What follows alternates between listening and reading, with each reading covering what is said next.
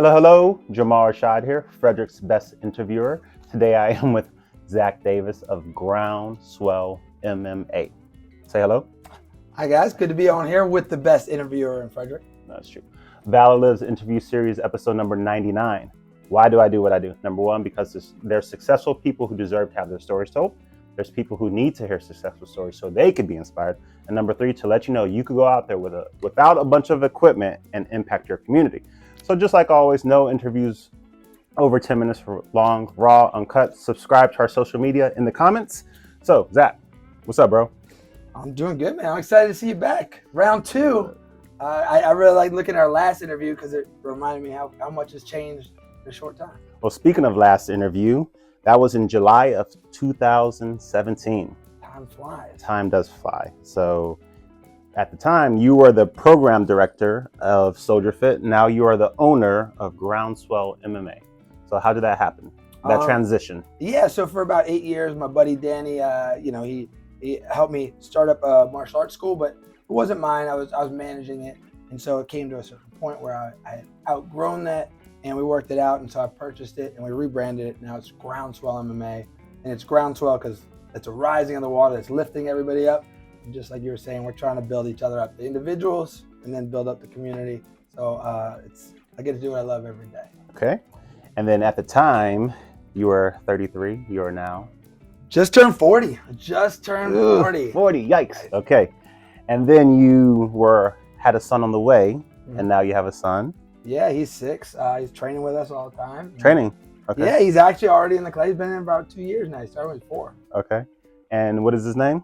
Hudson John Davis. Hudson my little man. John Davis. All right. And then you also had a girlfriend at the time. I know.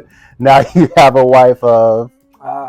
Just short of that, I think 5 years. So, yeah, it's funny looking back at the interview. I was like, I got a kid on the way, and my girlfriend's. I was like, man, I haven't said that in a while. So it's exciting. Yeah, my wife, she's helping me here at the gym. All right. And then do you still listen to podcasts? I do, not as much. My commute used to be like a long drive, so I could listen to the podcast. And now I have a 5-minute drive. I moved up here to Frederick down the street. So okay. I do when I have a road trip. Okay. Not as much as I used to. Because you were in Germantown at the time. Yeah. And now where are you at? I'm here right in Frederick. I live about 5 minutes from the gym. It's sometimes it's too short. Sometimes I'm still waking up when I get to the gym. Are you in like Linganore, Newmarket, Mount Airy? It would be like Walkersville. Walkersville. Okay, perfect. So your advice last time was just do it. Just do it. Is that still the same advice? Yeah. I mean, honestly, sometimes you just got to pull the trigger. And it was kind of the same way with the gym.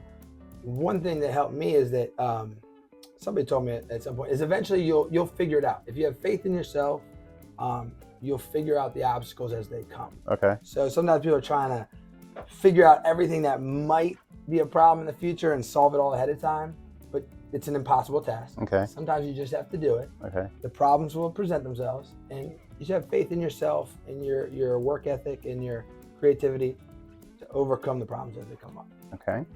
And then I remember one of your crazy goals was to do stand-up comedy. Have we done that yet?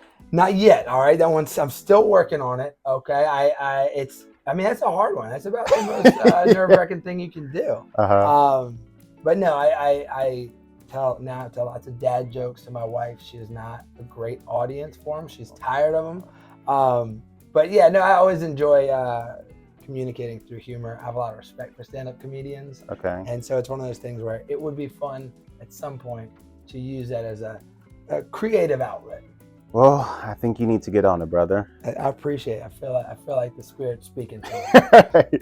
And then you wanted to visit Africa at one point. Still do. Okay, you haven't done that yet. No, it's coming soon. Again, my wife wants to take me to the top of Kilimanjaro. She went up there once and been having it as bragging rights over me forever. So she wants to take me out there. So my parents are going this year. My sister lived out there.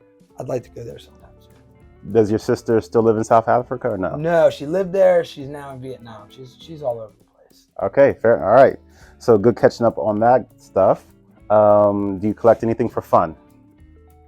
Like these Legos right here. Okay, I don't know if my audience could see that. All right. Well, no, I we were just talking earlier.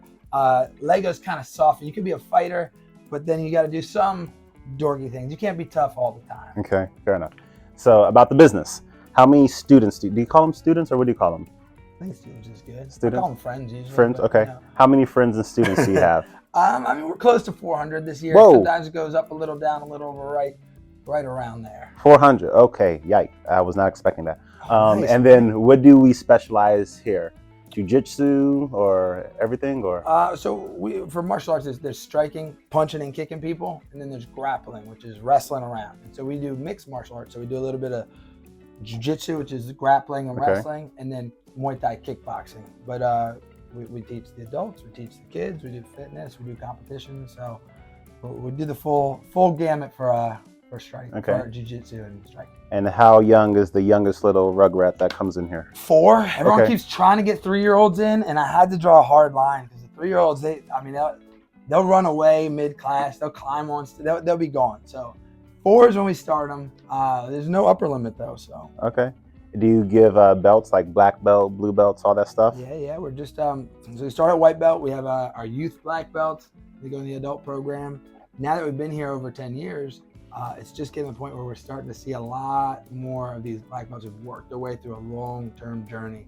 It's pretty exciting. I had one of my kids that started when he was 5 or 6. It just got his youth black belt, and it's cool just seeing the pictures next to each other. Okay, fair enough. And then, so since we are still in January, what was your proudest moment of 2023? Proudest moment of 2023. I think getting through it, right? Honestly, it was at the beginning of the year. We had a lot of legal and financial drama that happened, and probably January 2023, there was a tremendous low point where I wasn't sure that the business was even going to survive. Okay. And that was a gut punch, and there were a couple of times in there where you're wondering why are all these struggles happening to try to do something good, and by the end of it, the majority of it was resolved, and it was a tremendous testament to all the people here, the culture here, that even in those difficult times, we're still growing. The enthusiasm, the culture was still strong, and I had to grow a lot, and so I became so much stronger over 2023 through adversity. So it was a challenging year, but by the end, it was so much better, and it was great to look back in retrospect. Amen. And then who is I'm sure you have a lot of mentors. Who is the one that you talked to most recently, whether it was this morning, yesterday, day before? I just did an interview with my buddy Danny Farrar from Soldier Fit. So he's been a great mentor, just in terms of trying to build a culture, build a gym, and going through a lot of the pain points of managing a gym, but also managing people and managing yourself. The biggest thing we noticed is that the business is like a pressure test on an individual. And it will find the weak spots that you have, and it'll either blow out and destroy everything, or you work to fix that. Okay, fair enough. And then, do you have a morning routine, something you do every morning to get your day started? On good days, yes. Usually it's getting up, we do coffee, read some. We have the one a day Bible where you're reading through that. Amen. So those are the good days, and then the kids are getting ready for school. On the bad days, I sleep in and let my wife take care of the kids. But So we're trying to have as many of those good mornings in 2024. And the kids, that's 4 of them, correct? 4 of them. Yikes! All right, you are the man. So, last question: anything exciting coming up for the business? Always exciting stuff coming up for the business. Yeah, I mean, we've actually just worked on our calendar for 2024. So there's we have fight nights coming up. We have kids battle royale where the kids get to get in the ring. Nice. And they put on their entrance music and they do matches. Okay. We have our promotions, and so we're just trying to hit the ground running. It's January. It's big in gym world. Sure. Yeah. So everyone's on their resolution. So we're having fun with it. When is your fight night? Do you have that planned yet, or? March 16th. March 16th. That's the day. Sounds good. Well, dude, I do appreciate you. Of course. Thank you for hanging out with me today. Show some valor.